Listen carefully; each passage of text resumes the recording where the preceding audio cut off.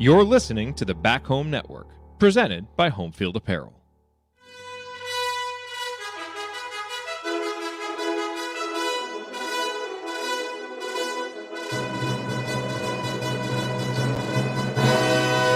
And welcome, Hoosier fans, to another disappointed episode of the Assembly Call, as tonight your Indiana Hoosiers fall in East Lansing to the Michigan State Spartans 80-65 in a game that was really kind of the inverse of what we've seen from this team on the road, where the Hoosiers kind of got off to a decent start, but then, the game really just devolved into,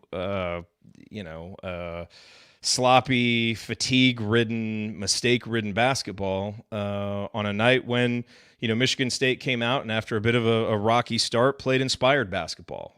Made a lot of shots, 10 of 21 from downtown, got to a lot of loose balls, got some more rebounds, and ultimately your Hoosiers fall to 19-9 on the season, 10-7 in Big Ten play. And we're here to talk about it, so let's do it. I'm your host, Jared Morris. We got a full house. The coach, Brian Tonsoni, Ryan Phillips, Andy Bottoms, all here. And we'll start this show the way that we start every show, and that is with our Hoosier Proud banner moment. And I suppose we'll use this space to give a quick hat tip to the women who claimed their outright Big Ten title today with Maryland beating Iowa, so that was nice to see. That is a true banner moment for Indiana basketball. But as far as the men's team goes tonight, there obviously isn't a lot to choose from in a game like this, and so I'm going to go back to the 6:28 mark of the first half when Indiana was up 22-13. And it's hard to remember that, given how the final 24 minutes of this game went, but the Hoosiers got off to a good start. Jalen Hood-Schifino was off to a good start with 6 points. He was 3 of 5 from the field. Trey Galloway had hit a 3. Indiana's defense was really locked in, forcing a lot of tough twos against Michigan State, and that's something that we've wanted to see from this team is better starts on the road, and they were able to do it. You'd like to see them back that up with better play after that, which didn't happen. But what happened at the 6:28 mark is Jalen picked up his second foul, and he would sit for the rest of the half, and Indiana would lose all their lead, all their momentum, a 22-7 run by Michigan State that really proved decisive there at the end of the first half, put them up 6 at halftime. Would it have been a different result if Jalen had played more there at the end of the first half? I don't know. But for the game, he played 30 minutes and was +4 in a game that Indiana lost by 15. So certainly that decision to sit him, while understandable, given the lack of depth at the guard position for Indiana, really put the Hoosiers behind the 8 ball. No one from the bench was able to step up and give Indiana much of a lift offensively, and that lead disappeared quickly, and Indiana was never able to get it back. But if you're looking for positives, at least the way that Indiana came out and started tonight was, something. It's not much, but at least it's something. All right, let's talk about our presenting sponsor.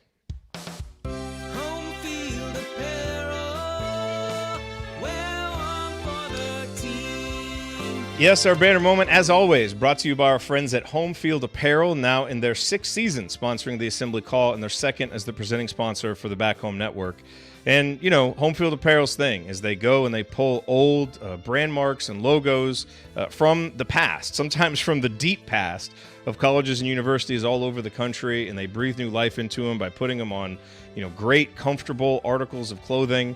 And it's, they have clothing for all seasons, whether you want T-shirts, crew necks, hoodies. Now they got quarter zips, they got hats coming, so they're really starting to expand their product line. And what's great is they're constantly expanding the designs that they have and doing refreshes. I saw they just did a refresh for Missouri. They're doing a refresh for Colorado. I think they did a refresh for Kansas. Obviously, they've already done one for Indiana, and there will be more coming, because as much as Home Field Apparel is catering to all of these other colleges and universities, their first love is Indiana.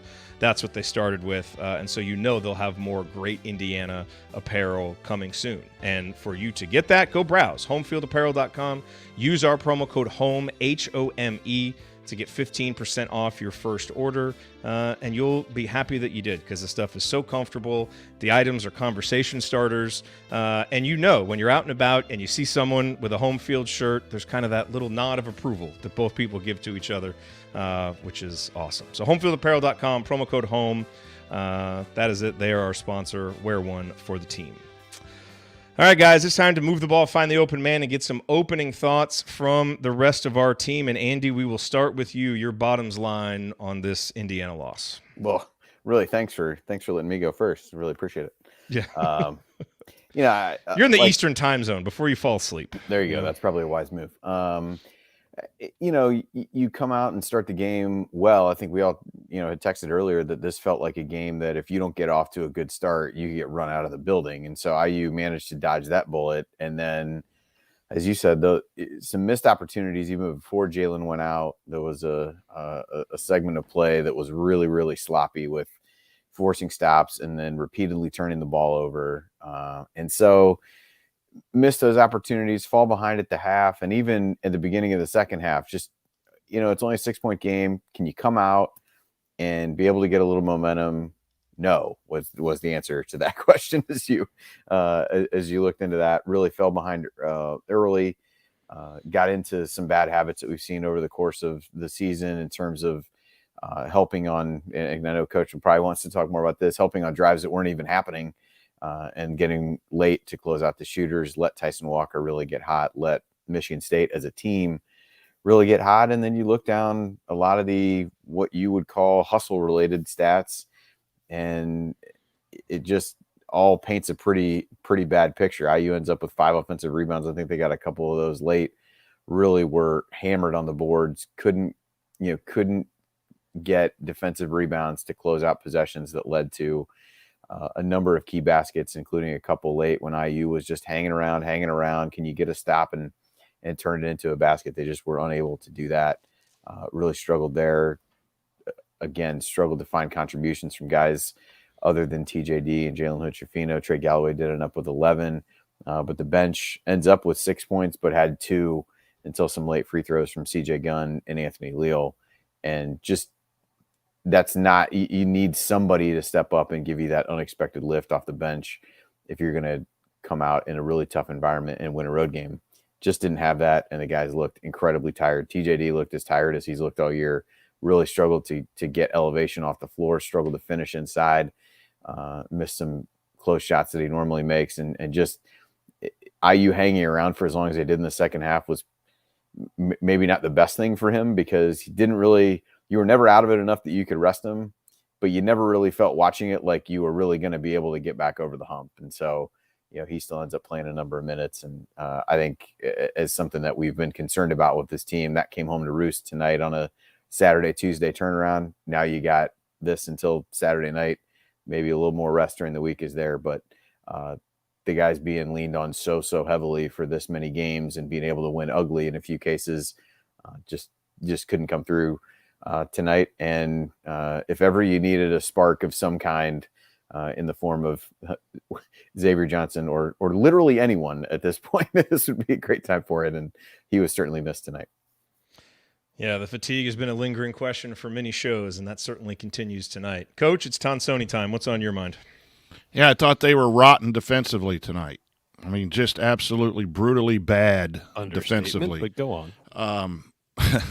And I think some of it was scheme. I think some of it was execution of the players. I think they, again, believing in that nail slot rim defense, you need guys to execute it, and they didn't execute it. There were 5 drive middle or somewhat drive, as Andy says, sometimes just one bounce, and everyone's committing to the ball, and one pass kick out threes, and then they were driving those closeouts and getting fouled. And that's what happened at that 6-minute mark that you talked about in your banner moment, is then they got hot. Then in an emotional game, they found their footing. So some of it was scheme. Some of it was just flat-footed, whether it's fatigue or whatever, but the players did not guard at all. Offense was unimaginative tonight. It was a bunch of hero ball, one-on-one, try to get yours. There just was not a whole lot of movement. I think the difference was Michigan State started moving the ball about the 6-minute mark and finding open guys and running stuff to get the ball from side to side, and Indiana stopped and didn't move the ball. The ball stuck tonight. It was dribble up, crab dribble, shoot a contested 2, throw it in the post, and then turn it over because we were confused on whether there's a double team. It was just a bad performance on offense and defense. And then the sad thing is, the way this team is run right now, you have to have TJD be incredible.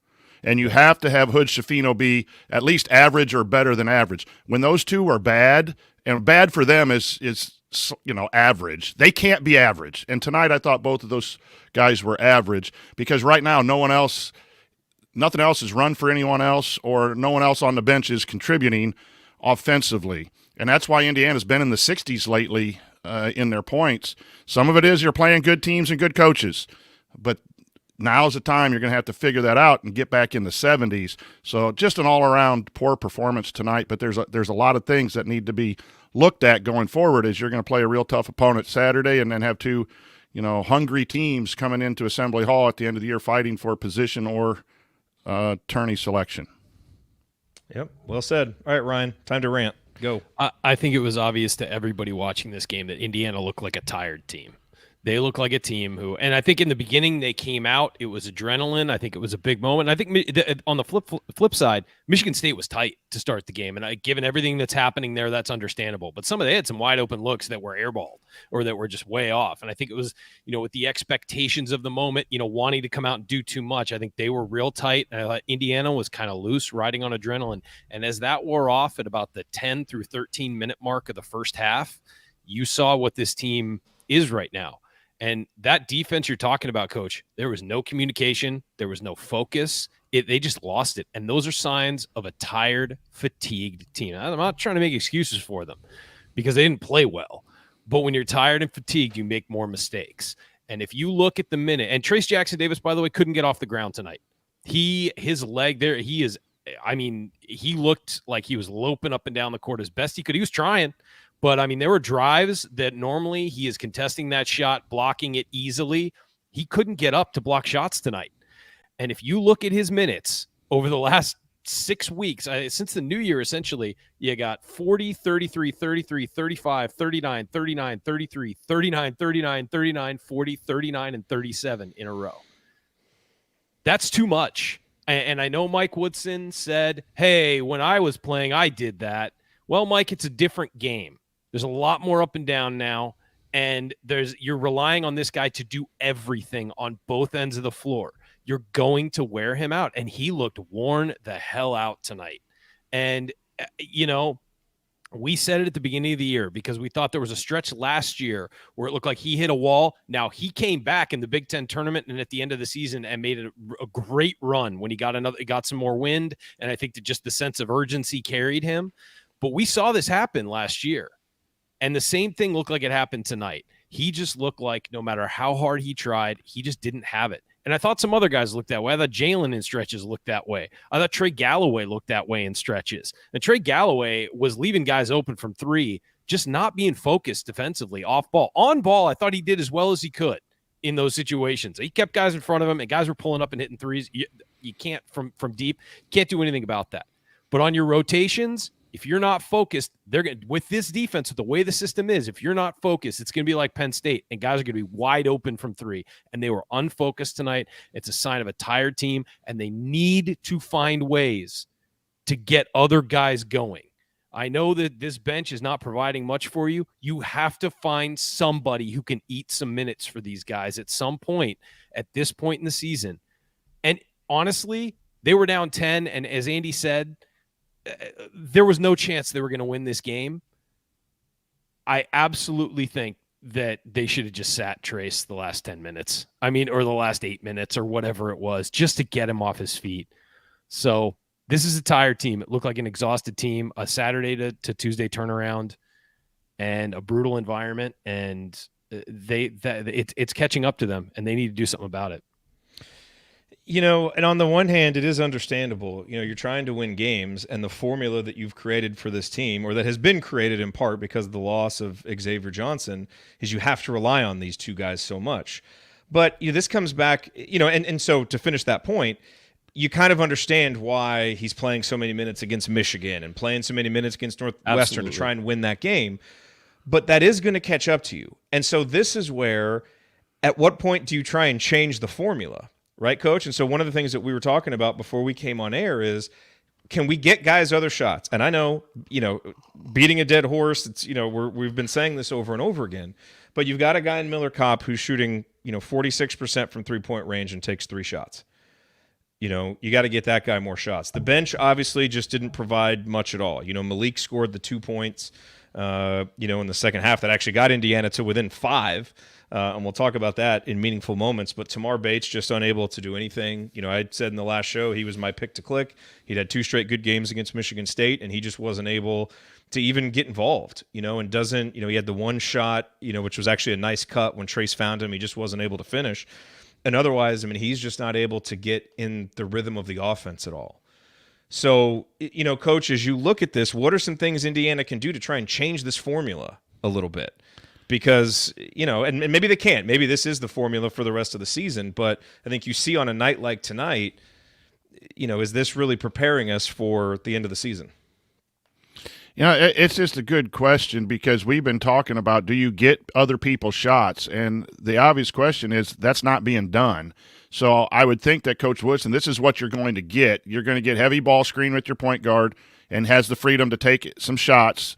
And your post player is going to get a ton of touches, and then everyone else is just going to live off those doubles and rotations from those 2 things. That's what Coach Woodson believes in. That's what's won a lot of games. We got to remember that it's won some basketball games. So one loss doesn't mean you kind of got to go away from everything. But I do think we get to the lingering question early. I do think in order to make a deep run, you need a variety of ways to score. And right now, what is it, 5 games in a row in the 60s? And whenever Ken Palm, we've been at a high of 17, which was really good, improved from last year, but that's steadily been dropping. Is that the offense or is that the defense of the good teams we're playing stopping that? But regardless, then it's a game of adjustments. What are you going to do? Andy, you have comments on this. I couldn't possibly. Ryan's so excited. He's making wild hand gestures. I can't do it. This will be quick. Squirm. This will be quick. No, what Coach said is, you've won a lot of games with the system, so you don't want to upend it at this point. You don't have to upend it. Just tweak it. Add a couple things here and there, and it changes the game. And look, Miller Kopp tonight, 2 of 3 in the first half from 3. Drain 2, and then one of them was like almost out of bounds, and he nailed it. And then his third on a perfect reversal rimmed out.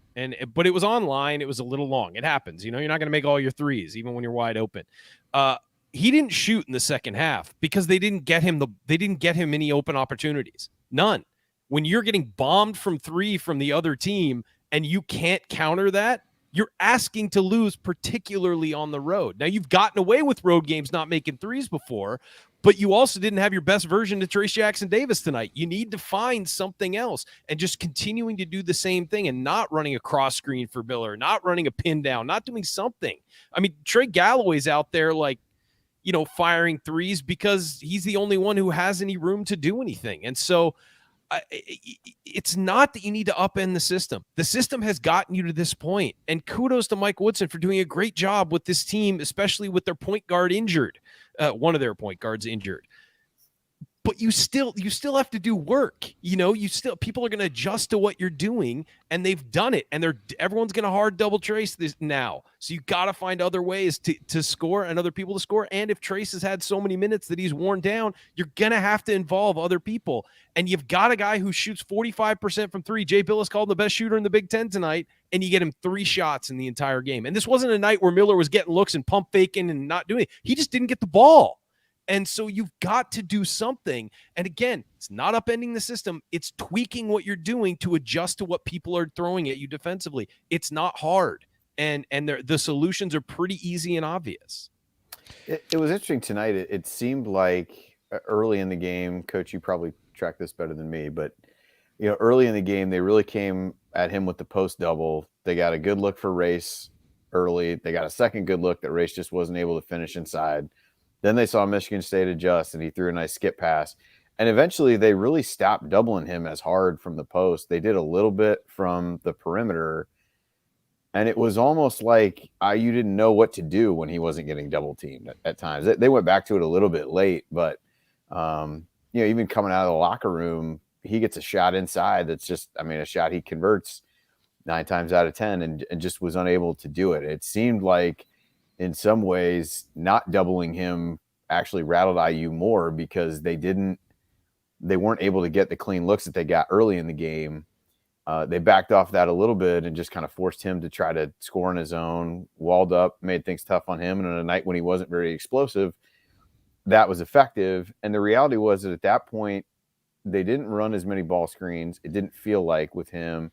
And there was very little action going to the rim to drive anything. I mean, even if you compare it to Michigan State, some of these drives, they aren't even drives.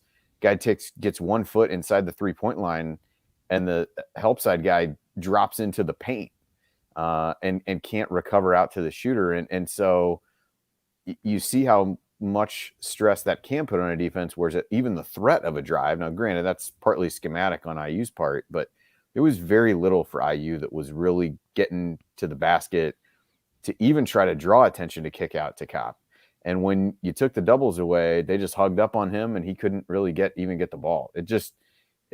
Odd as it seems, it would feel like them giving TJD more single coverage would be a good thing for IU. It seemed to really throw them off, which credit to Izzo on the one hand, but also, not a great look for IU to not be able to kind of take advantage of something that you think that they would want more often than not. TJD was predetermining what was going on, and he was a step slow at predetermining, and he wasn't explosive in his spin moves. He wasn't catching and going right away. Whether maybe that was part of he was expecting the double, and then when the double didn't come, but there were times where he caught it and just him at one point. He just got rid of it. Like, he didn't want any part of it. The one where he tried to kick, why would you kick out to race when you had the wide open middle?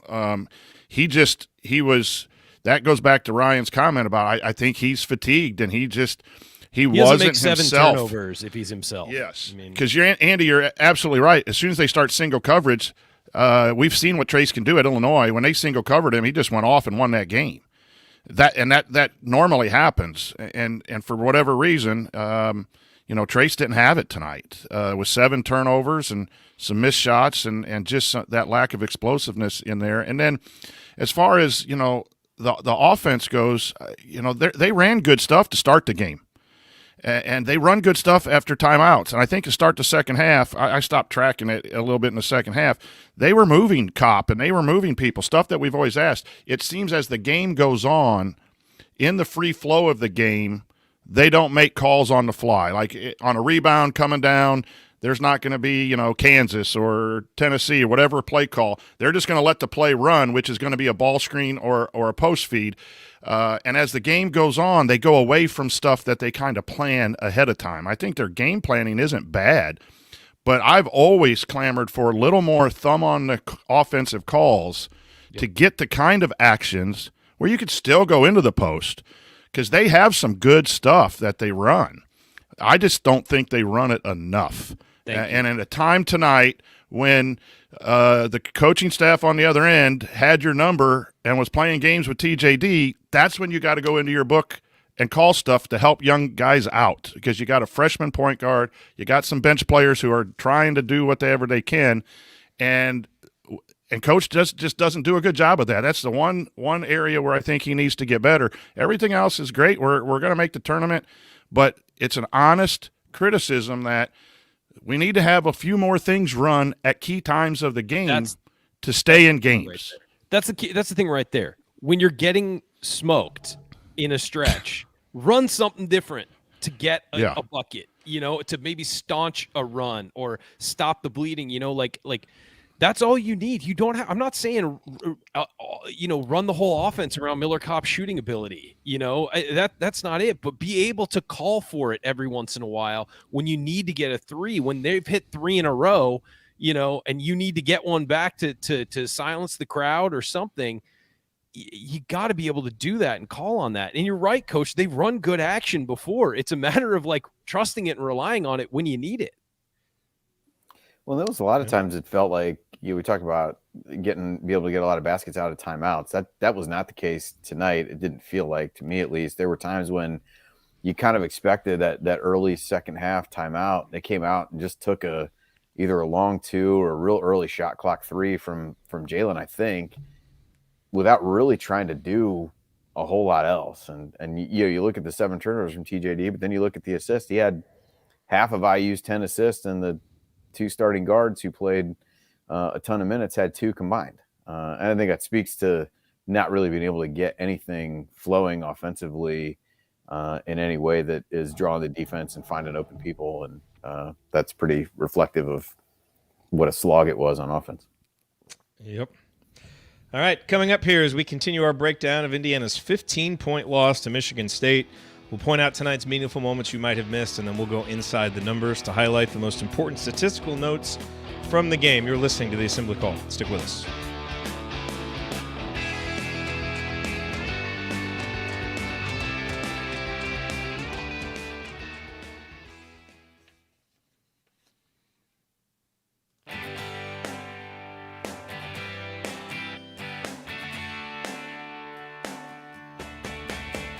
Hey, it's Romeo Langford. What's the only thing better than handing a game winner to beat Wisconsin? Celebrate it with friends afterwards. Join Jared, Andy, Ryan, and Coach on Assembly Call after every IU basketball game. Go Hoosiers. Thank you, Romeo. You are listening to the Assembly Call IU postgame show. I'm Jared Morris here with the whole crew, the coach Brian Tonsoni, Ryan Phillips, and Andy Bottoms. We are breaking down Indiana's loss to Michigan State, and it's the top of segment 2, so you know what that means. Meaningful moments that you might have missed. Yes, it is time for tonight's meaningful moments that you might have missed, brought to you by our friends at Hoosier Ticket Project, where they help individuals and families experience Indiana University athletic events in person for the first time through the generosity of alumni and fans. To learn more about how you can donate money or extra tickets to help create meaningful moments for other IU fans, visit HoosierTicketProject.org.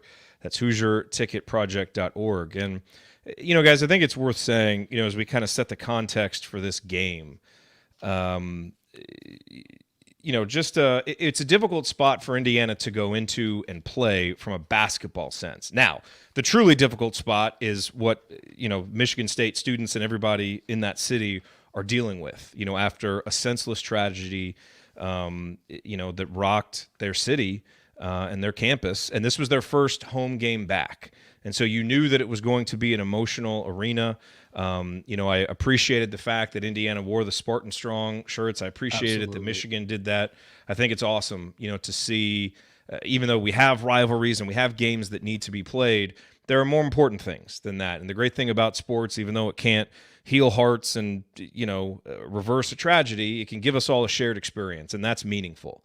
But within the context of this game, that meant that this, you know, winning in the Breslin Center is going to be hard anyway. You know, I thought winning tonight in an emotionally charged arena was going to be extra hard, and it proved to be. And so I don't really think any of us are that surprised or even disappointed in the loss. I think a lot of us kind of expected it, to be honest. But I do think that there are, as we've talked about so far, some things about how Indiana played that are worth dissecting for what they mean, you know, here as we move forward. But I do think the context of this game is important for kind of understanding, you know, just kind of the emotional charge that Michigan State ended up playing with, you know, which really helped them on the glass and getting loose balls and all the things that they did once they kind of got going. But as we look at meaningful moments, you know, I thought in the second half, ironically, you know, the one meaningful bench bucket that Indiana got was Malik Renew's, you know, little jump hook that cut it to 53-48. And, you know, that was really kind of the one point. Right. Well, that was the one point in the second half where it kind of looked like Indiana was going to make a little run. They had taken Trace out to give him a little breather before the TV timeout. Caleb Banks was in there, and it was a weird lineup. It was Jalen Hood-Schifino, Trey Galloway, Caleb Banks, Malik Renew, and Race Thompson. And so Indiana gets it to 5. They play great defense the next possession, but Tyson Walker goes and hits that fadeaway at the end of the shot clock, which put him back up 7. It was really a backbreaker, and that led to an 8-0 run. And I kind of felt like he kept that lineup out there a little bit too long, honestly. It's like you got a couple good possessions with him. That's probably about all you're going to get. You know, now that's the point. Let's get, you know, the guys back in. Let's try and do something here. You know, but then once Michigan State pushed it back out with that 8-0 run, it was basically over from there. I mean, I think Indiana got it to 9 at one point, had a transition opportunity that they weren't able to take, you know, because they turned it over. So that was really the one kind of point there in the second half where it looked like Indiana might get a little bit of momentum. And, you know, look, credit to Walker. I mean, he's one of the best tough shot makers in the conference, and he made tough shots all night long. So sometimes you got to tip your cap to the opponent. But that really seemed to kind of take the wind out of Indiana's sails, and they were never able to recover. Yeah, because right after that, I had jotted that down as well. Right after that, Jalen comes down, kind of takes a bad shot early in the shot clock. There's a media timeout, I think, shortly thereafter. Michigan State comes out and scores right out of that. And then there was a play, from IU where, bad pass gets deflected. They end up with the ball, but it was definitely a case where I think that was the one where the Michigan State guy dove on the floor. There were multiple opportunities Yes. for IU to dive on the floor for loose balls tonight. And I don't think it happened maybe once or twice. I think Banks did once and Kopp maybe later. Leal on the same did at possession. the end once he got in. But there was, but it was just, that was, to me, was kind of a microcosm. Even though IU ends up getting the ball, I think that ended up being the possession where Malik's shot got swatted back into Caleb Banks' face, which was also a pretty good representation of the game in general, I would say, at that point. And then you foul after that, and you're down 11, basically before you even blink, with a couple bad possessions, letting them get what they want offensively, and then putting them on the free throw line. So just, I think even after that, the lead pushed up even more because Hood-Schifino took a three, get a stop. Galloway misses a three, and then you give up a drive to Hogard. So it just, that stretch to me, it was one of those where it was like, it was the only time I started to think like, was this just another like ugly win where this team finds a way to chip away? And then quickly found out the answer to that question was a resounding no. No. Coach, the other thing that I saw toward the end of the game, and it was just a small little thing, it was after Leal had come in and Indiana got a transition opportunity and Jalen had it. And Leal was wide open on the wing, calling for the ball. And Jalen, took it in, took kind of a wild shot. I think he actually made it. But something I've noticed with him, and, look, I think Jalen's been terrific. He's a freshman, who's, trying to kind of navigate, I think, kind of a difficult role to be in, where he's really counted on to be a scorer, but also needs to be a creator. He seems to, really hyper-focus on getting the ball to Trace, and he certainly is looking for his shot, which he needs to do. It does seem like he misses guys open on the perimeter that, like last season, it seems like a pass that X would make. And that, seems like something that is hurting Indiana getting more three-point shots up to, at least to my eye. And that's why I wanted to bring it up to you to see if that's something that you've noticed as well. I saw it in transition a couple of times, and it just seems like when we get in the half court, it's so focused on getting the ball to Trace, and Jalen is so focused on looking for his shot that he doesn't always see what's going on in the perimeter when a guy does get open. When you're coached when you're coached that way, that's what you're going to do.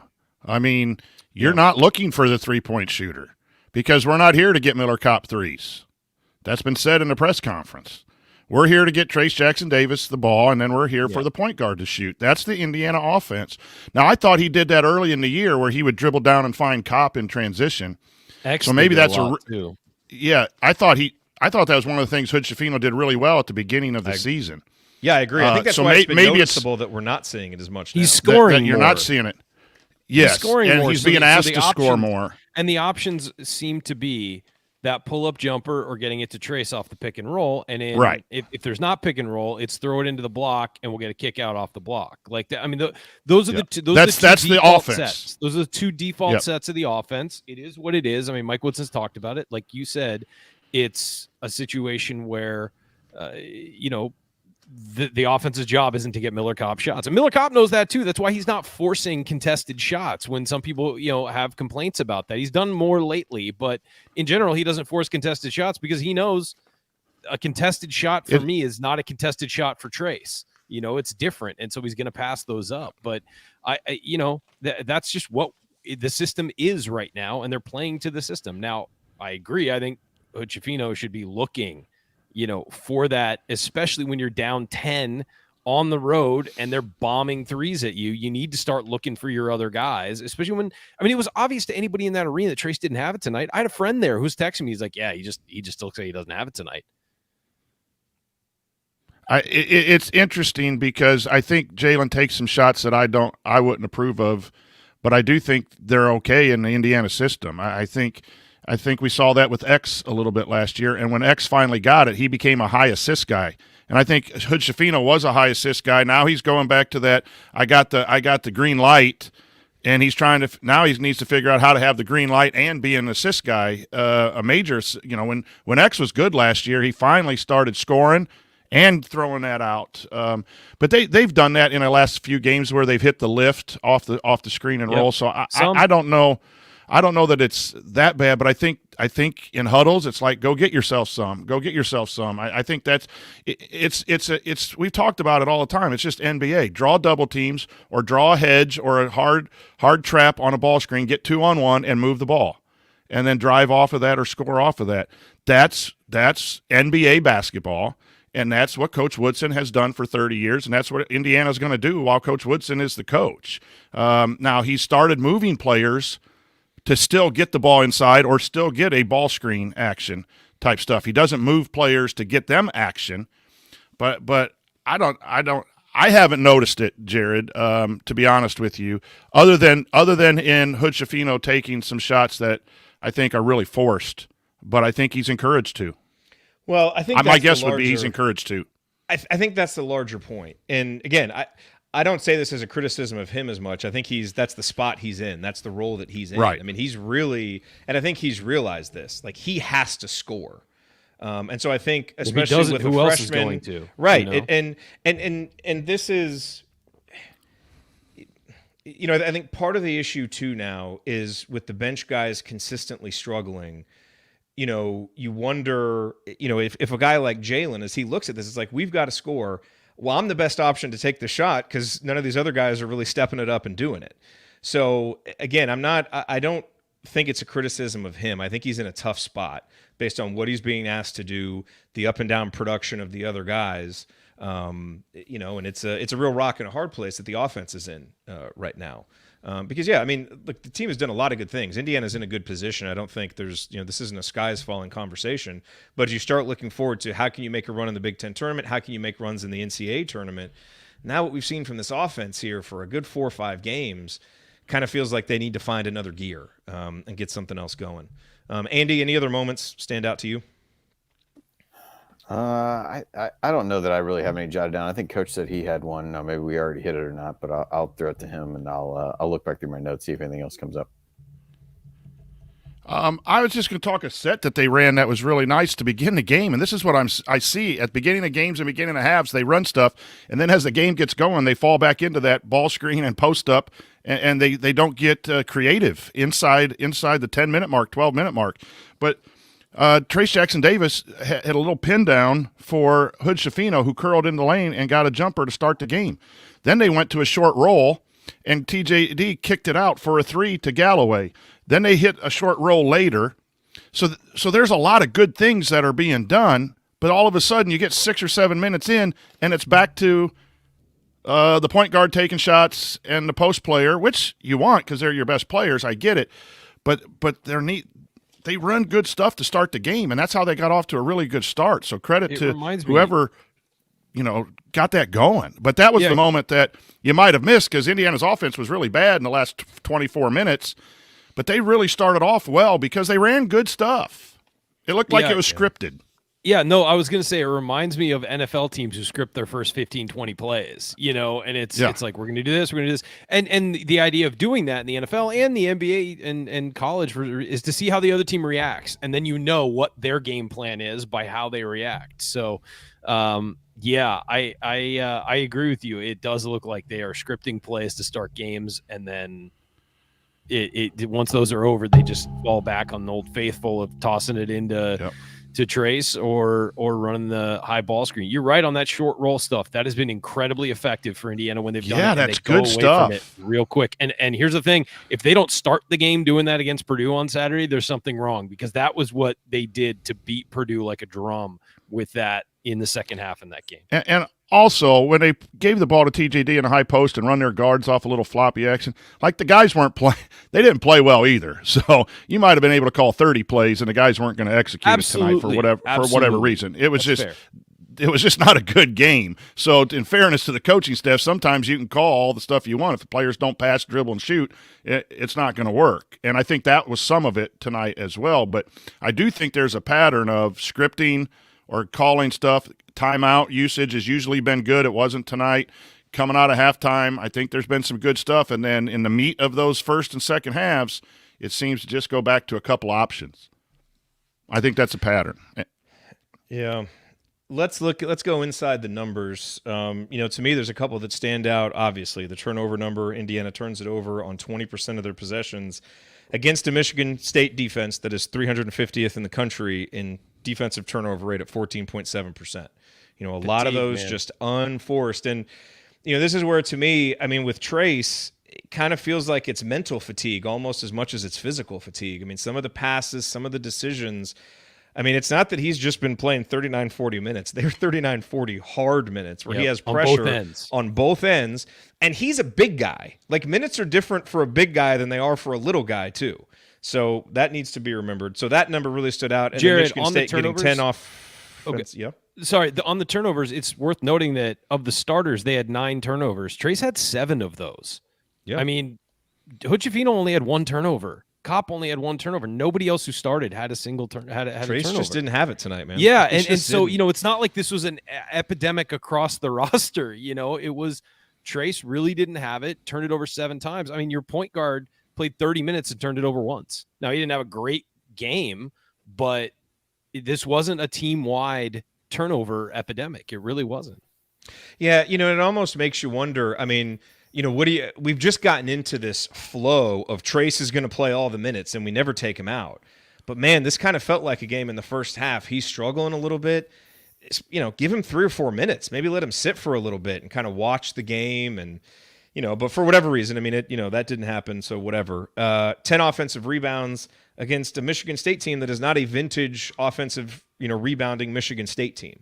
And so the turnovers kind of point to what looked like mental fatigue. And I thought the rebounding really was physical fatigue, maybe mental too. But I mean, Indiana just, as we talked about, Trace with no lift, not really being physical.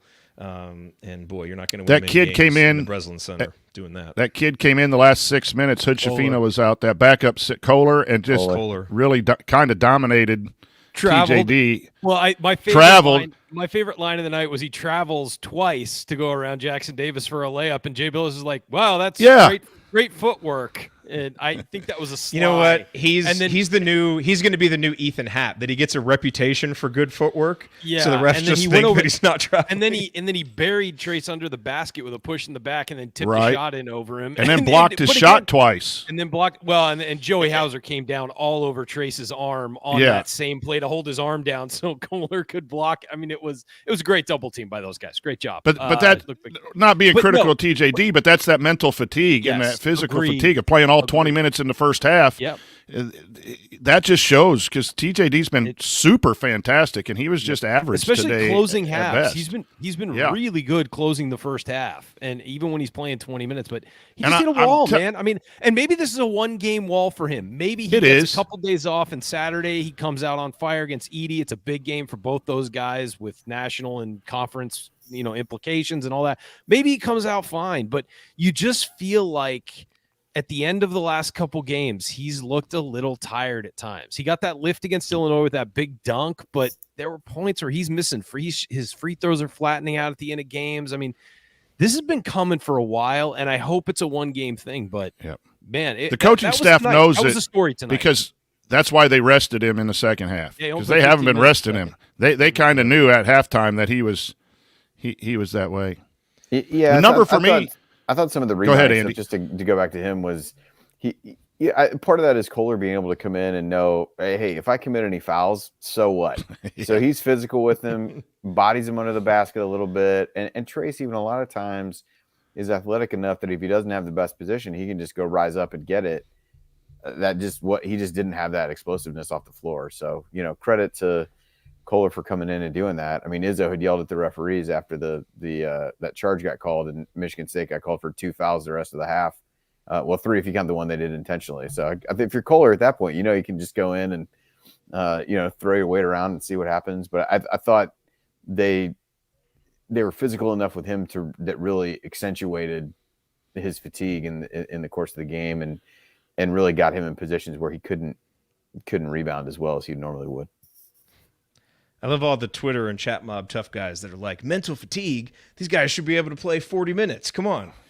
Dude, they're not robots, man. Yeah. Like, it's just not realistic. They also have midterms, and they're flying all over the country. Like, and Trace is a special case.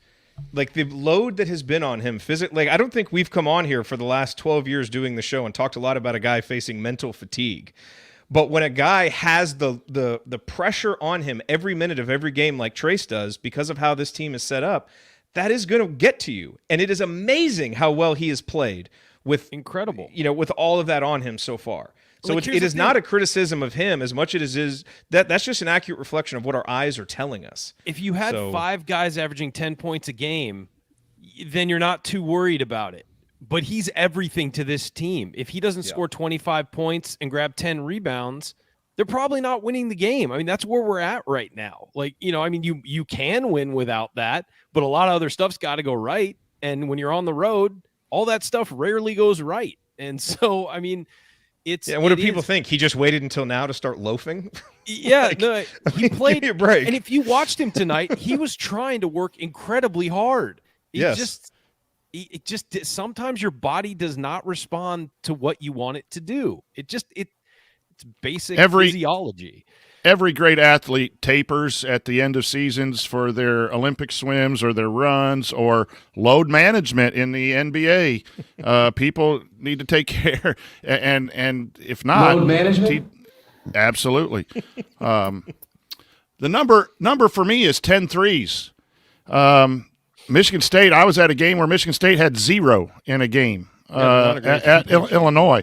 And I don't know how to read all those stats, so I'm going to go to Andy, but they're like 299th in like 3-point attempts to field goal attempts or whatever that is on Ken Palm. So that means they probably don't take a whole lot. But that's the over. When you're don't that at me, open, Jay. When you're that open, you really have to take it. But that putting people, it just drives me nuts that putting people in help without help being needed. Yeah. It's a long closeout, and people have taken advantage of that all year long. That's what Penn State did. And it just drives me nuts that, yes, I'm all about help and stopping the drive, but don't go to help unless you need to be in help so you can be closer to your guy in an era of at the rim and 3-point shooting. 10 threes to a team, you could tell they didn't want to shoot because in the first half they were driving every kick out.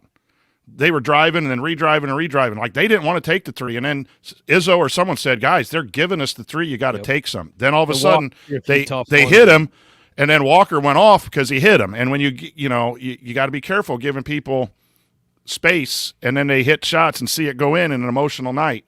And I think that 10 threes is the number that sticks out for me.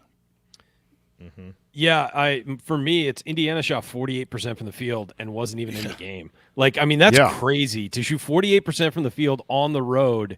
And really, for the last 10, 15 minutes, it looked like they weren't going to come back and win regardless. And the reason why is defense. They couldn't stop them defensively. And Michigan State scores 80, and it felt like Michigan State scored 80. It wasn't one of those where you look up at the scoreboard and you're like, wow, they got 8. They wound up with 80 points. I was shocked they weren't at 80 much earlier than they were because the defense just wasn't there. Well, and part of that is, 48% field goal percentage is fine, but effective field goal percentage is even more important. And Indiana didn't take enough threes. So we lost by 15 on a night when they made 10 threes and we made 5. This is one of those games that we talked about a long time ago. Back to the exhibition games of this season. Is this team going to have the habits and be ready to make threes when the games call for it? Here we are, February 21st. This is the exact game that we were predicting and fearing. Because this is a game where Indiana needed to step up and take and make more threes when other stuff wasn't working, and they just didn't really have the ability to do it. 5 of 14. I mean, 14 threes on a night like tonight when Trace doesn't really have it down low? They made 35%. I mean, the percentage is fine. It's been fine all season. It's not amazing, but that's decent. You shoot, more of those. And again, Galloway 3 of 5, Kopp 2 of 3. Hood-Schifino dragged down the percentage by going 0 of 5. And of those guys, he's the one you don't want shooting 5 necessarily. I mean, you want Kopp to shoot 5, 6, not 3. So, Yeah. Any other numbers? I got a number. New Ken Palm numbers. 12 at night. Yeah, they're pretty much all bad. Although, I mean, you look down every one of these, and it's like, bench points, outscored. Second chance points, outscored. Fast break points only 5-2. So I guess that's good. Michigan State 7 steals. IU only 10 assists to 13 turnovers. Just, they're all bad. I mean, and I come back to the one number that really stands out when you look at this is in 30 minutes for Jalen Hood-Schifino, Indiana was +4. Sometimes when you sit a guy for that long in the first half, when you foul your own guy out in the first half, it doesn't work out well. And tonight, it really bit Indiana. And he finishes the game with 2 fouls. 2 fouls, ladies and gentlemen. 2 fouls. Didn't pick plus up 11. Another one. Plus 11 in 11 minutes in the first half, by the way. Yeah, somebody made a comment about this. I saw on Twitter. I forget who it was.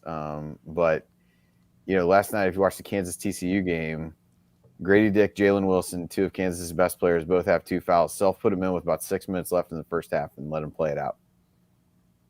And that was a huge reason why they won the game. They were losing momentum. It was a very similar situation to what was going on. Not only did he put one of them back in, he put both of them back in. And they end up getting a big road win. And that Bill Self, he shows potential. I think he's got a future as a coach. I think he's also a scumbag. Yeah. Just an all-time. And he just revels in it. Wow. Okay. I mean, he is. That's not a controversial thing to say.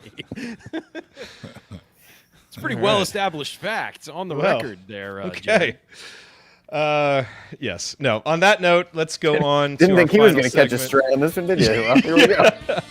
Coming up on the Assembly Call, we're going to hand out our game balls, do some Hoosier Hustle Award, discuss some lingering questions, and look ahead to what's coming up here for Indiana. That's next. Stick with us. Poor Bill Self. I feel like he's doing okay.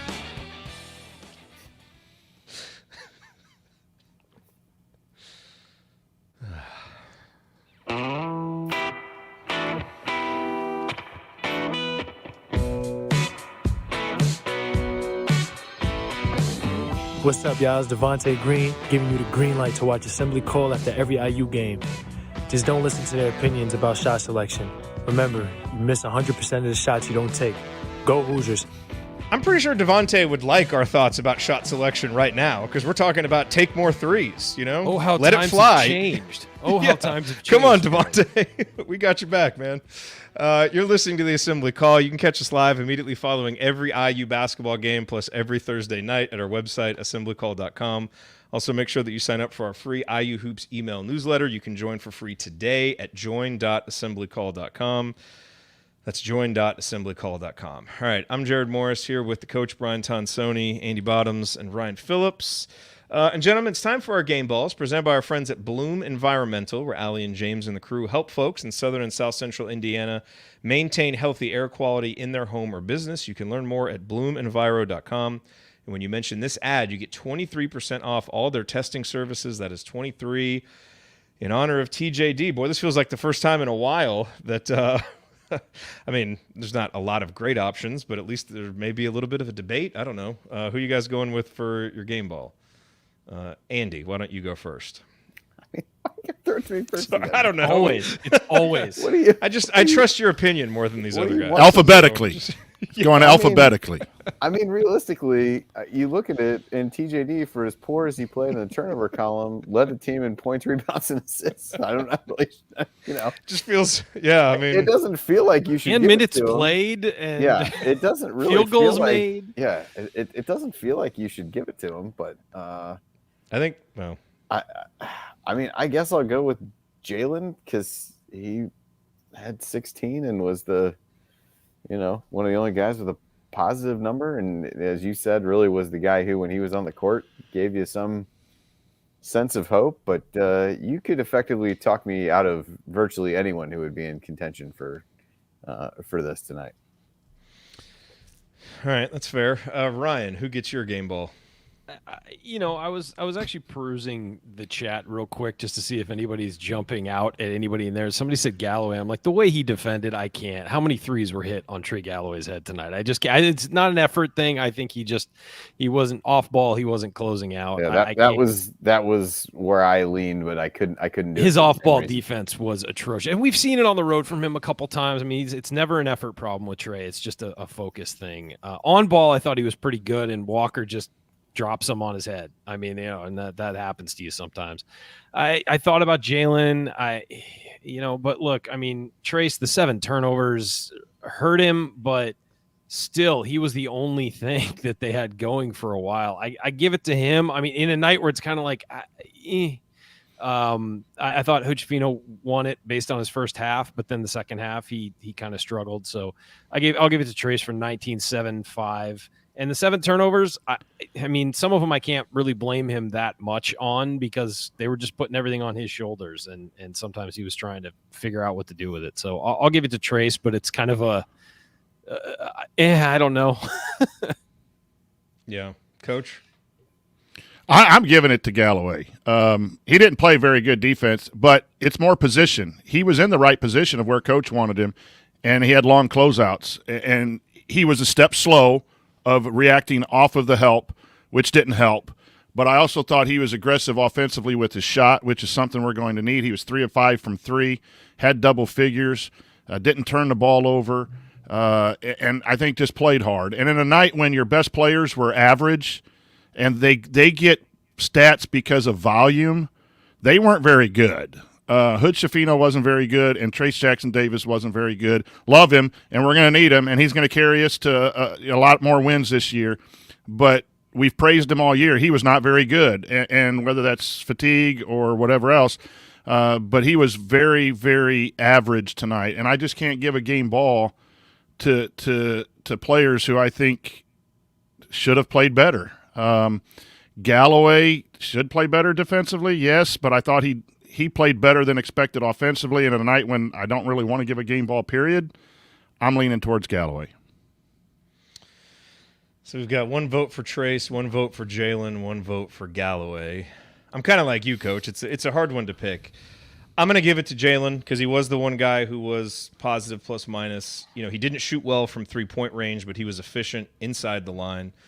6 for 8, made all of his free throws, and I think critically only had 1 turnover in 30 minutes of play, you know, on the road, which he avoided a lot of the really bad turnovers. I don't think he made great decisions in transition, and so even though those weren't turnovers, you know, had some that weren't great decisions. But I'm going to give it to him just because I thought, you know, his play was probably the most impactful, you know, based on how the team played with him on the court. And I know there's a lot of factors that go into that, but probably not worth wasting a whole lot more time trying to figure out who gets a game ball for a 15-point loss. So it goes to Jalen, and that is his 3rd game ball of the season. And now that brings us to the Hoosier Hustle Award. The Hoosier Real Hustle Award.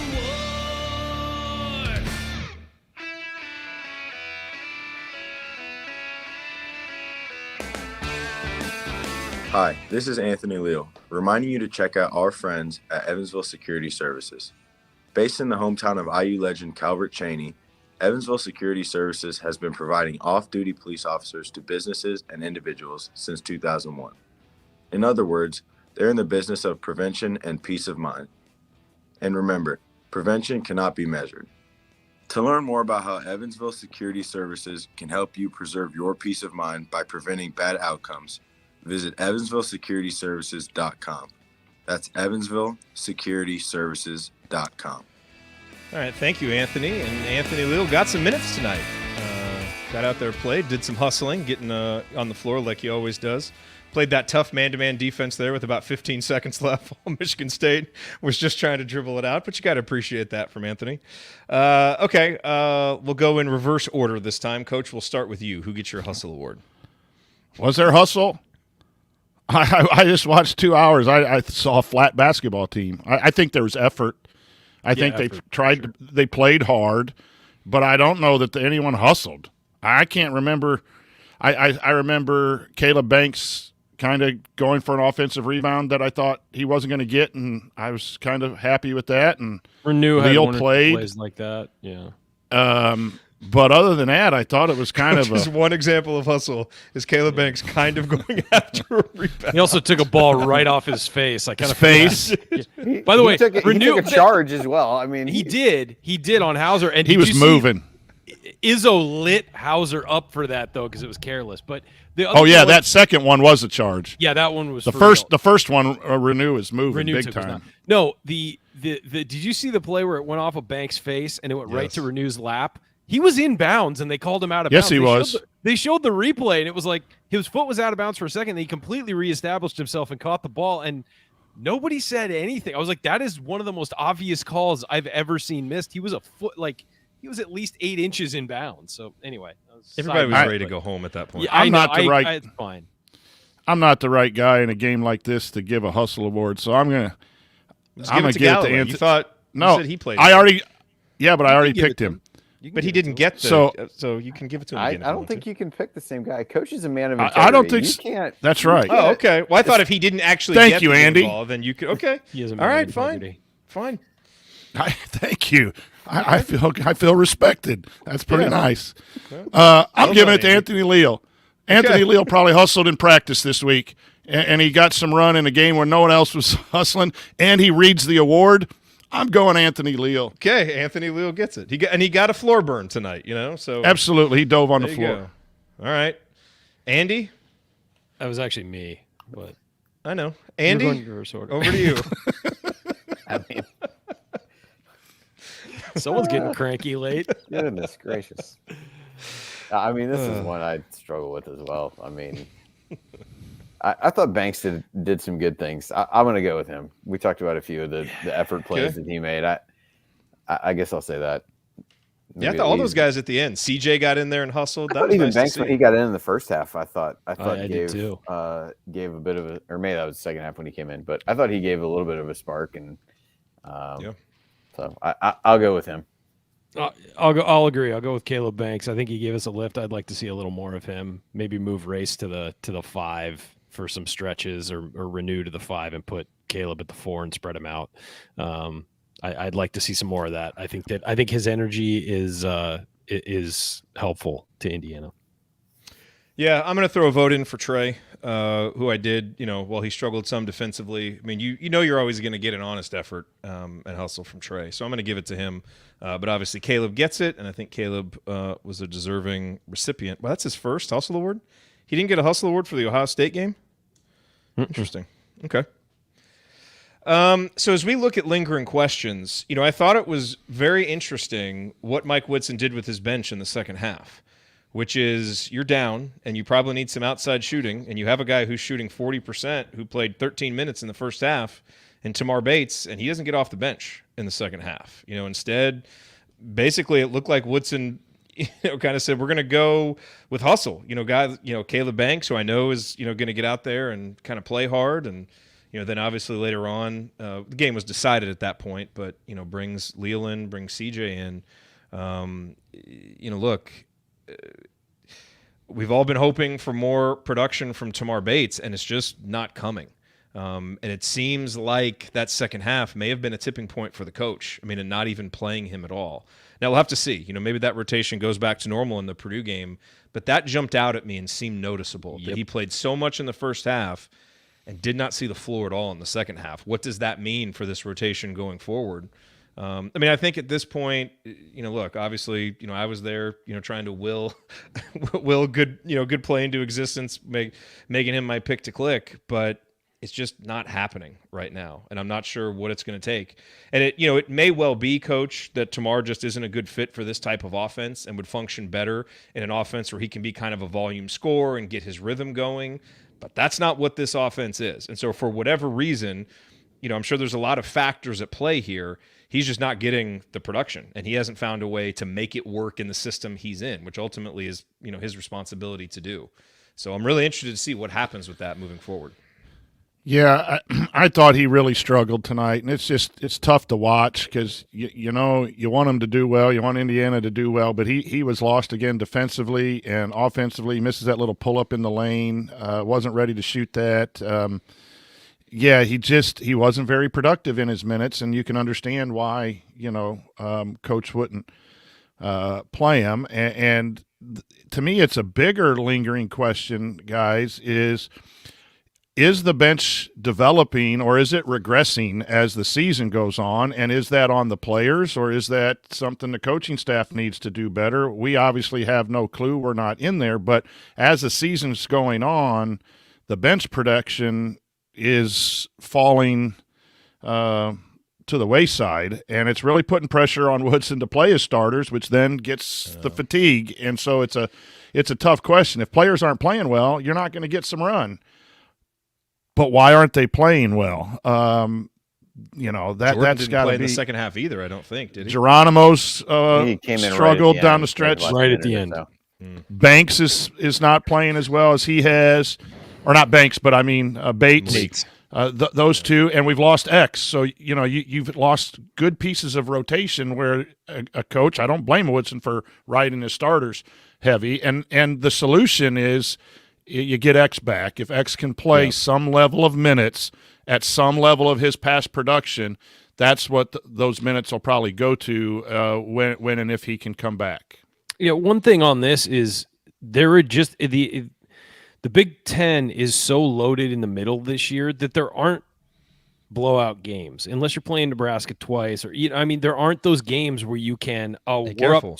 We're Nebraska's got 7 wins now. Don't besmirch Nebraska. Minnesota is the team you want to use. Okay, fine. Minnesota, whatever. But no, Actually, Ohio State. Geez, right. Ohio State's a good call, yeah. But there aren't those games where you're going to get a 20-point lead and you can use it to get your guys minutes. That's why, as we said earlier in the year, you got to get these guys minutes early on because the Big Ten's too tough to do that some years. And this has turned out to be a year where there's just no off nights. And so you don't have a chance to maybe let those guys extend their run. If you're in a game and it gets tight and they're coming out and you're bringing your starters back in. And so it's a symptom of the schedule as well. And Indiana has pulled the card on a very difficult schedule this year. And it seemed that way before the season and for different reasons because some of the teams that we expected to be good did not turn out to be that good. And some of the, they had the hardest schedule at the beginning, and it turns out they're going to have the hardest schedule at the end, more than likely, because of teams that have gotten better. So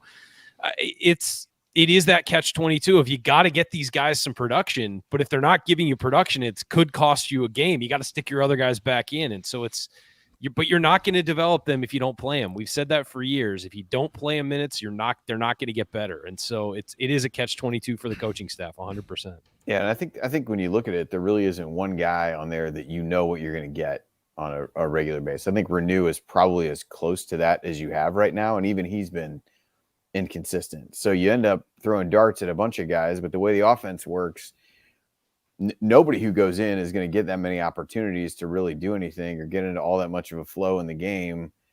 And so then, like you just said, Ryan, then you pull the ripcord pretty fast to go get everybody else back in the game. And so it becomes a little bit of a self-fulfilling prophecy. You're not running stuff for guys who come in off the bench. Maybe they don't deserve to have stuff run for them in the view of the way the offense is and whatever else.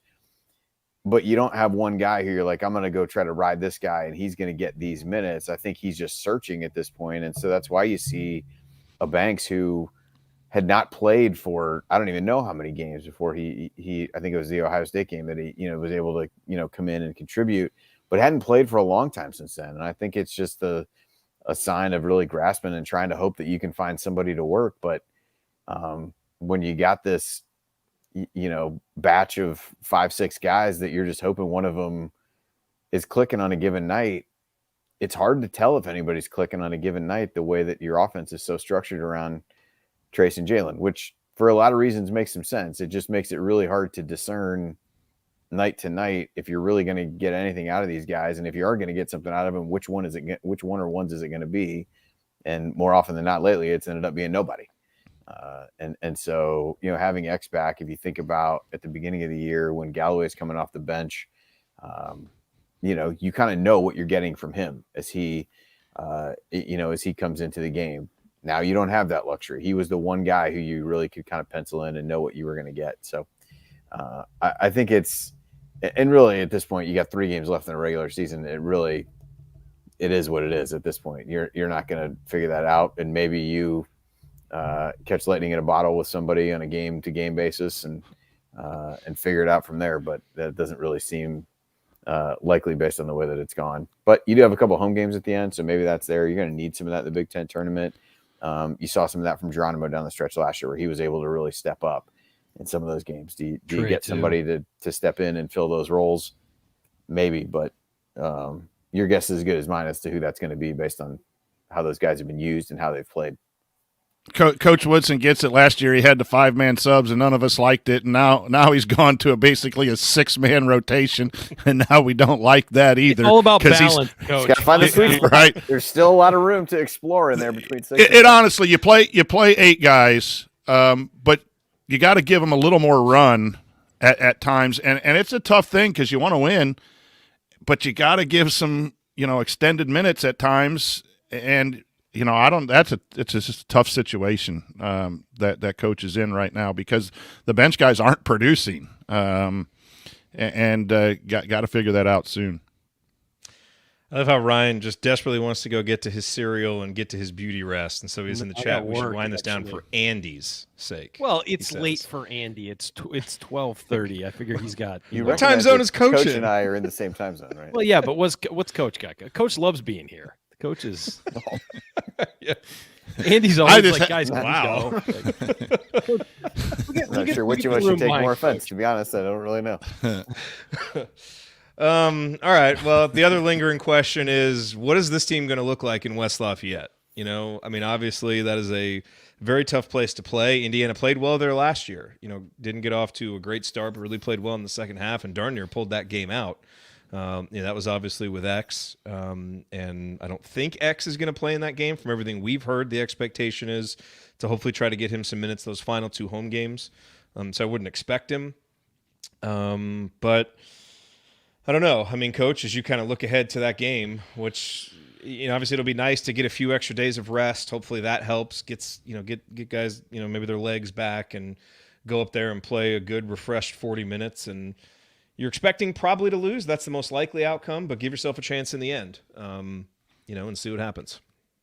One of the things I think this team has shown is the ability to bounce back. 3-game losing streak, they turn it around.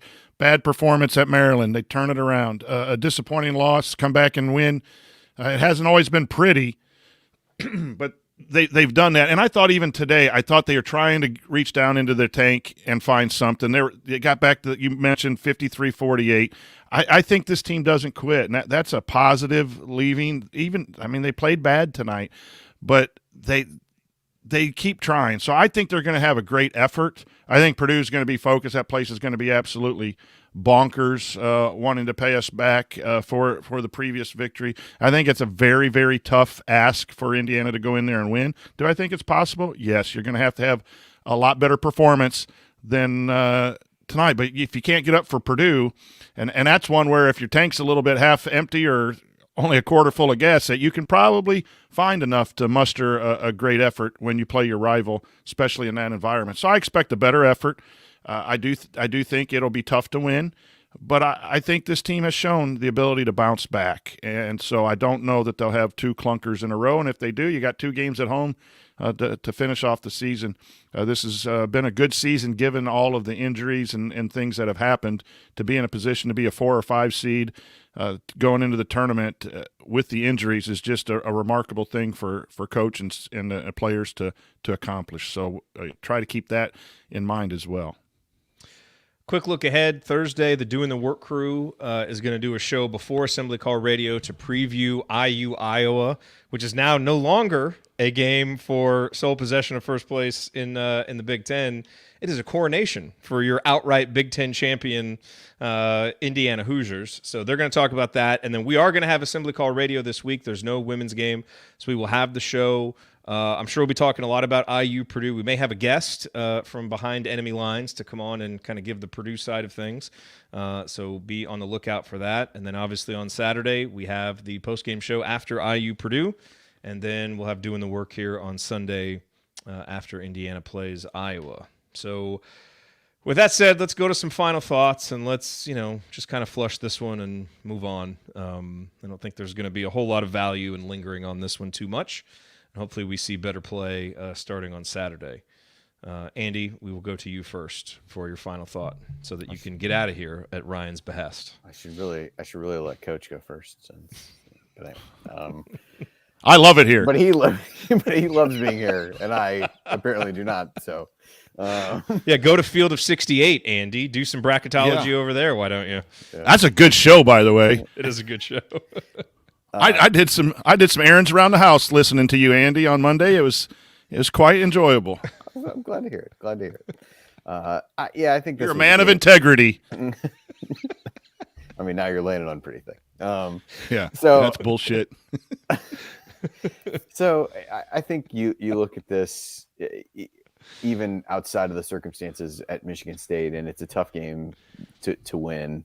That adds a little bit to it, and it just was not a game that IU had a lot of juice in, unfortunately, to really get them over the hump. And I thought, like Coach said, I found myself sitting there, and it's like they somehow cut it to 5, seemingly against all odds, and we're just hanging around.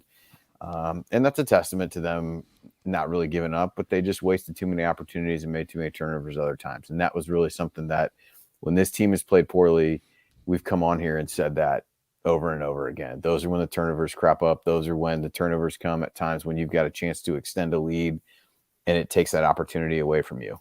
And some of the defensive issues from the worst performances of the season cropped up again. And just that is not a recipe to win in East Lansing. It's not a recipe to win at a tournament level team. And it's pretty much what we saw tonight. Like I said, I think the biggest downside of this, other than losing itself, was you weren't getting beat by enough to really take Trace out and let him sit more in the second half. He still ended up playing 35 minutes, kind of kept it at a margin where you couldn't just totally throw in the towel, but I think we all felt like we kind of knew what was going to happen at some point. So I think you're going to, given the games that this team has had, the physicality of those games and the amount that they've relied on a couple players, it really just, it wasn't a question of if, but when. And now the question is how long, and how long does that set in? I am a lot like Coach and feel like this team's been pretty resilient, both inside and inside of games and from game to game over the course of the season. I think if ever there was one that would give you a little bit of juice if you needed it, it would be playing at Purdue and the chance to get a sweep over them. So I don't really see that being an issue. I don't think the how long is a multiple weeks is not the answer, but certainly tonight this looked like a pretty tired basketball team that just didn't have a lot of answers. And I think we've seen enough from them. I think everybody feels, at least should feel, relatively confident in their ability to bounce back. Doesn't mean they're going to win at Purdue, but I think you'll see a better effort and a little bit more focus on that end of things. And then you get to close things out at home, and that's always exciting, and give the team a chance to hopefully build a little momentum heading into the Big Ten tournament and see from there. I think more than half of the league at this point has 7 losses. So projecting what the seeding in the Big Ten tournament is certainly not something that I will even attempt to do at 12:40 a.m. today or any day in the near future. So we'll just kind of wait and see how it plays out. But hoping for a bounce back, kind of flush this one and move on. Coach? Yeah, this team when it plays well, it's just really good, and then it's either really good or really bad. Inside games, from game to game, whatever, and they need to find some consistency and level that play out. Down 20 at Northwestern, then an outstanding comeback, falls short. Down 11 against Illinois, makes a big run. And to some extent, that's college basketball. It's a game of runs. You see that a lot when you watch a lot of college basketball. But this team really is up or down, and they need to just find some offense. I'm just really concerned. This was a one-off defensively. They've been pretty consistent defensively since Penn State, so I think they've found that. But the trend right now offensively is downward in scoring in the mid-60s, and that is a concern of if that can be corrected and head back up. And it's going to need to be to play well in the postseason. How come every time we lose, by the time we get here an hour and 20 minutes in, the chat mob always devolves into a conversation about Kelvin Sampson?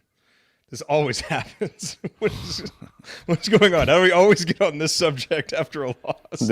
The witching hour is upon us. It really is. This is the only answer. Ryan's muted. He's making some great point about Kelvin, and now he's muted. Oh, I was just helping you out. No, I was saying we need shorter shows because it happens every time. I don't know. It's different people. Just always the subject ends up coming up. Yeah. All right. Give us your final thought, Ryan.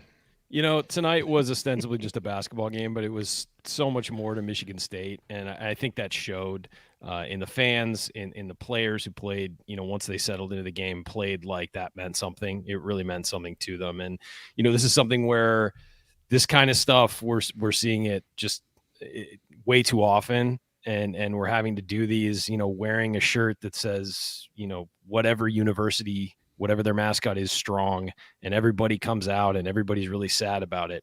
And I'm not going to go off on some tangent about guns, but I just think it's a really sad situation for everybody. And quite frankly, it was really hard to root against Michigan State tonight. I rooted for Indiana, but it was hard to root against Michigan State. And I'm happy for them for winning this game. And I hope they go on a really long run to honor the victims of that shooting. And I hope those students found some comfort tonight in being able to just go out and be college students for a couple hours, because it's horrifying what happened on that campus last week and what happens on campuses all over this country. So on a regular basis, whether it's high school, college, whatever.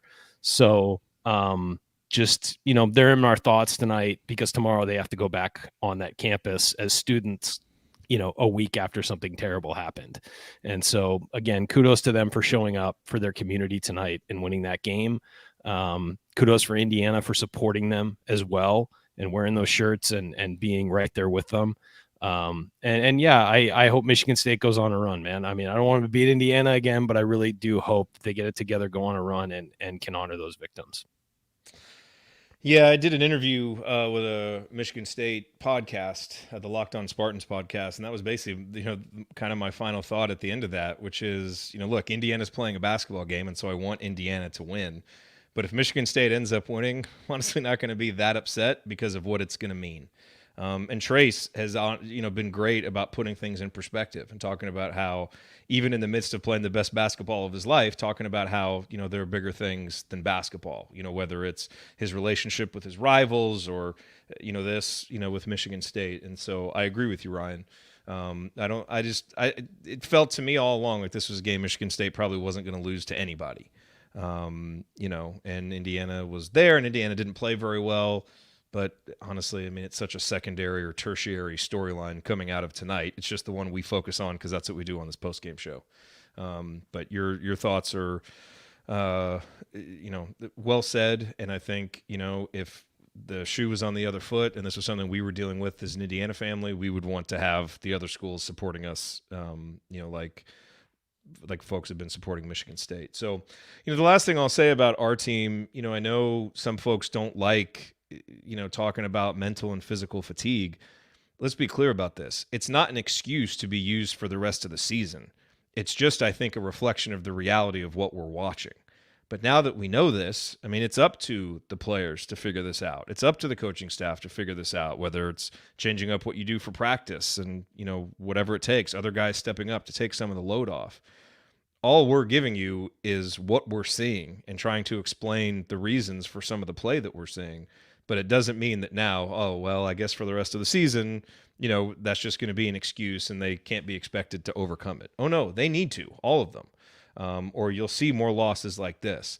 But as Coach said, I think it's fair right now, based on the full body of work of this team, to believe in their ability to bounce back and to believe in their ability to kind of fight through this wall and get on the other side of it and be ready to play, good basketball again. That's certainly what I'm hoping. I know that's what you're hoping.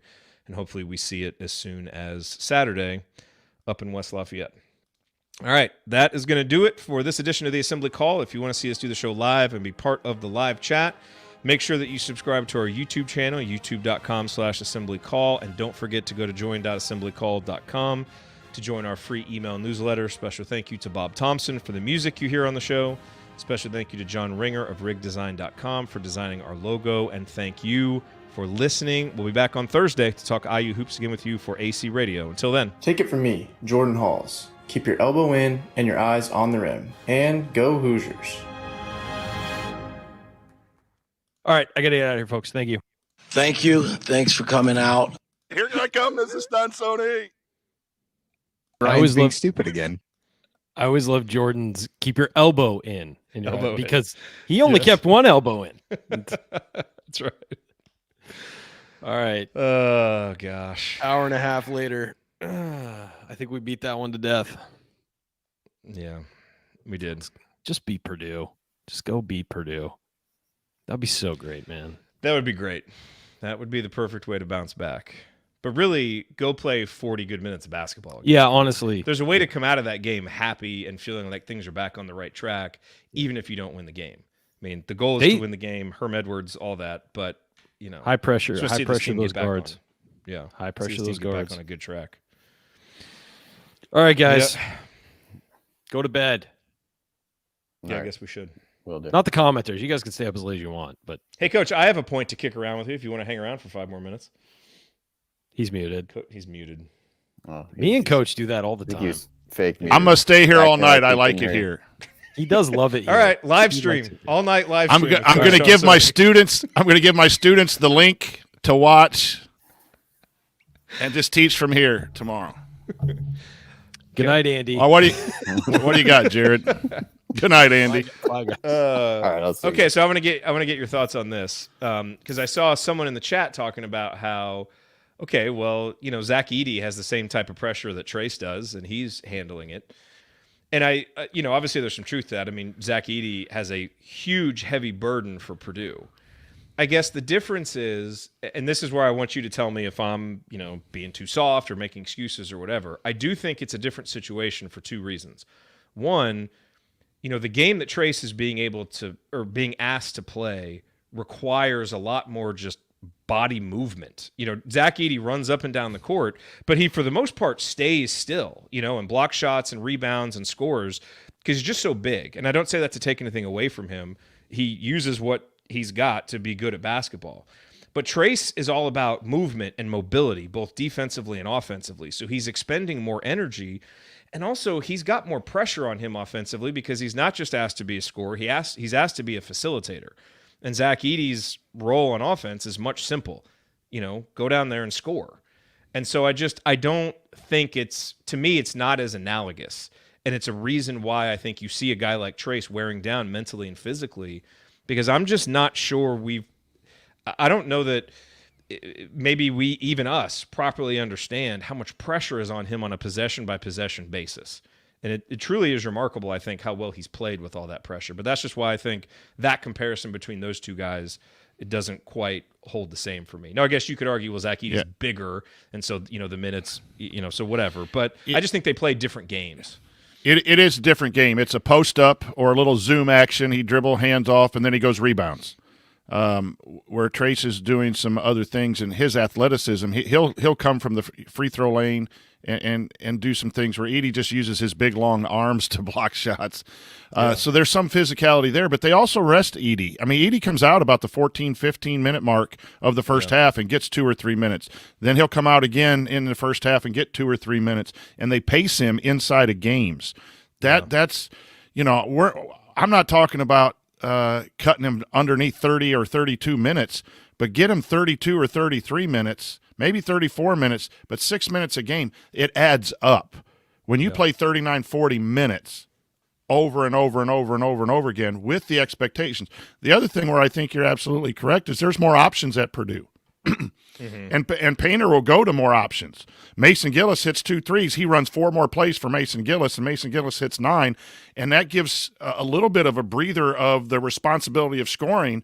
But almost every possession is Trace Jackson Davis, unless the point guard comes up and shoots it before it goes into Trace Jackson Davis. So, again, that's that making those decisions on double teams. Do I drive? Do I, you know, do those things? I think you're absolutely correct that he's more involved in almost every possession, even though Edey's usage rate is probably pretty solid too. If you looked at the KenPom numbers and all that, they go through Edey quite a bit as well. And I thought you saw Edey wear down in the last 2 or 3 games. I thought he didn't play very well. And I saw an interview with him, I think on the field of 68 afterwards, and he's like, yeah, I just got to get back to doing some things. And it can wear on, you know, when you're the stud on a team, you can't afford to have a bad night, because everyone will talk about it. That is a lot of mental and physical pressure. And you know, it's easy for people to sit back, and when you're not doing it game in and game out, when you got the best players in the world taking double nights off, right? In load management in the NBA, you can't even go to an NBA game or schedule an NBA game because you don't know if the star is going to play. You know, the days of playing 82 games are over in the pros. You're going to play 60 probably if you're a big-time player, 60 or 70. So I think that's something that's just maybe hard for people to understand. And it's just a catch-22 because why wouldn't you want to ride TJD? He's fantastic. Yeah. Why not? Why not high volume for Trace Jackson Davis? And but he doesn't want to come out.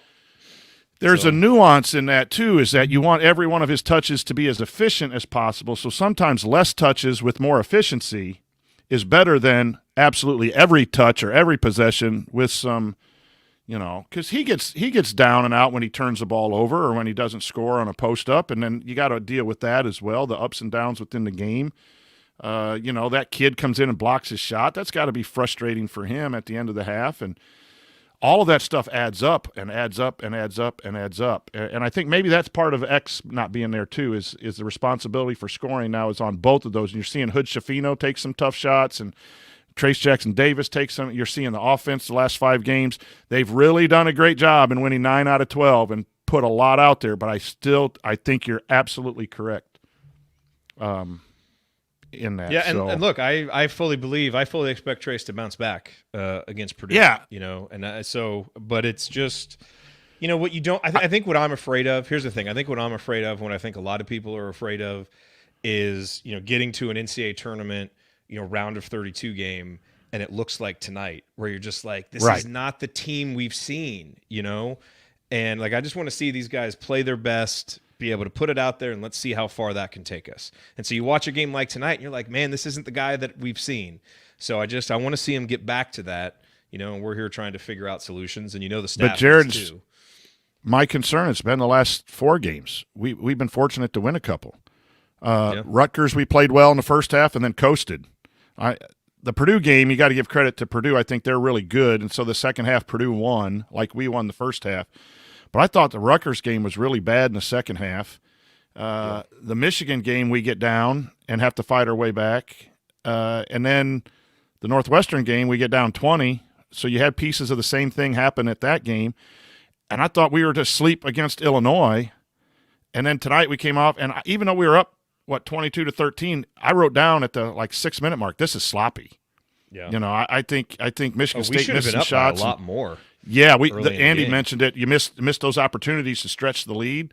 It was just sloppy defensively and offensively, and it caught up to Indiana. But now that's 4 or 5 games in a row where you've had maybe a half of good basketball. And so then you got to think, you know, you're not going to play perfect for 40 minutes, but what would constitute a good all-around game from start to finish where you get beat, but you didn't have those wild swings. We just have wild swings in our play, which is concerning for that very reason. Like, who's going to play them? Like, do you want to win in the Big Ten tournament? Like, if you play 3 games in a row and then you play on Thursday and you got to fly out on Tuesday. Look at us, assuming we might win in the Big Ten tournament. I know what you mean, though. I know what you mean. It's those minutes add up, you know. And I guess that's the other thing. And I suppose, you know, so much about a college basketball season, because the sample sizes are so small, is you can't really contextualize things until the next thing happens, you know. And I guess, you know, that's the other thing you wonder about. It's like, in all these individual circumstances, in a lot of these individual circumstances, the Michigan game, the Northwestern game, the Illinois game, it's made sense in this case to put us in the best position to win this game. Why you make that decision. Right. You just wonder, are we going to look back on this and be like, boy, we won a few battles in the regular season, but we lost the war because we were dead by the time we got to the tournament. And so that's where these next few games are so critical.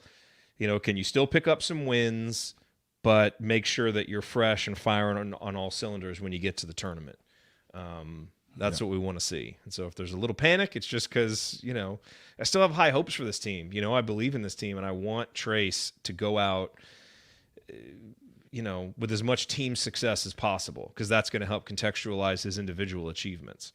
So it just turned out to be the roster is not what we thought it would be with injuries to Race. He's clearly not producing at the level that he was at the beginning of the year, and it's not because of effort. It's just because of that injury. You have X out. Yeah. And then Tamar hasn't progressed. Geronimo hasn't progressed. So the roster we thought or maybe had up through the North Carolina game has not necessarily progressed. And so credit goes to this team for being in this position with a not ideal 7-8 man rotation. Definitely. It's actually kind of impressive that we're sitting here as a 4 seed in the reveal, probably still a 4 seed. We lose to Purdue, we're probably going to, even though those are quad 1 wins, but it's impressive, to be honest, the fight that this team's had, because really besides the 2 studs, who's playing well? Galloway occasionally, Kopp occasionally. So you got 4 guys. Who am I missing? I think those 2 guys are playing fairly well. They just don't get a lot of opportunities offensively. So it doesn't always show in the box score. But I think they're filling their roles pretty well. That's where you I agree. That's where you need the bench guys to be able to step in and score so that you could rest Jalen and Trace. But Race had a good game last game, but he struggled. Yeah. Geronimo's struggling. Tamar's struggling. So there's your 5, 6, 7 without X, right? Yeah. Am I missing any? Yeah. Well, and Renew hasn't been what he was at the beginning of the season. Yeah. So there's your 4 guys after your top 4 are playing their roles or being really great, and the 2 studs, then the other 4 have just hit that plateau and maybe even regressed a little bit, and we're still winning. 9 out of 12, 75%. That just speaks volumes for Trace, Hood Schifino, Coach Woodson, all of that. And they all probably need to do a little bit more to make sure that it gets better. Yep. Agreed. All right, let's go get some rest, Coach. We'll be back here. Some combination of us will be back here Thursday. And then, of course, we'll be back here Saturday for what will hopefully be a fun postgame show. I will be at the game Saturday, so that's right. You will be Saturday. Yep. Very nice. Should be a fun atmosphere to watch basketball in. It'll suck. I'll hate it because bunch of pinheads in there. Pencil necks, as Miller Kopp might say. Pencil necks. Mm-hmm. It's so bad. Like, Jared, I get the back row of the media, and these guys they're not bad, but every call, oh my gosh, like the basketball intelligence in that building is not very good. The atmosphere's great, and kudos, they have a good team. But, man, other than my man Braggs, there's not too much basketball knowledge in that building. I think I know 5 Purdue fans who know basketball out of 12,000 or whatever it seats. Dang, it's of all the places. Like I gotta teach 20 minutes down the road, and they give us media passes. Like why couldn't it be somewhere else? God, it's a great note to end on. Yeah, and then I got Jay calling me a Purdue out fan. The best rants in you. Man, it's hell living up here. You've been through it. I spent 6 years up there. I did. Mm-hmm. Wonder what my heart's beating. Got my heart monitor on. It's probably. I hate it. I do, man. I told you I wore my candy stripes to school. Didn't say a word. Didn't say anything to anyone. I just walked in with my candy stripes after we beat them. Boy, were they all whiny, baby. Well, how long are you going to celebrate this? You got 24 hours for it. I didn't say a word. I just taught. I just walked in the cafeteria with my coffee, and all the AD and everyone, oh, look at that asshole wearing his candy stripes. It was the best morning I ever had, Jared, in West up here at Delphi. Like they were so they don't even know how to win well. Like you're the best team in the Big Ten. You lost. Swallow it. Ignore the guy in candy stripes. No, the officials. I mean, a bunch of whiny asses. It's 1 o'clock. I'm not going to be worth a shit tomorrow. All right. Well, now good night, everybody. And pull drops from the end of this because there's some gold right there. Good night. All right. I'm good out. night, Coach. Good night, everybody.